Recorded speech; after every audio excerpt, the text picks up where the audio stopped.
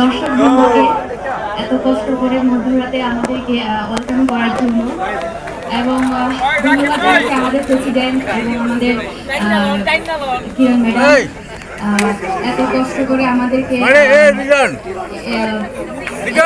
করে স্বাগতম এবং সম্বর্ধনা দেওয়ার জন্য।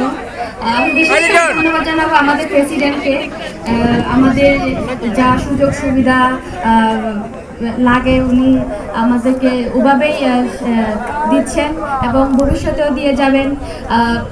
আজকে যে এই পর্যায়ে আমরা আসছি, এটা হচ্ছে একটা ছিল টিম ওয়ার্ক। ফুটবল খেলা কোনো ইন্ডিভিজুয়াল খেলা না।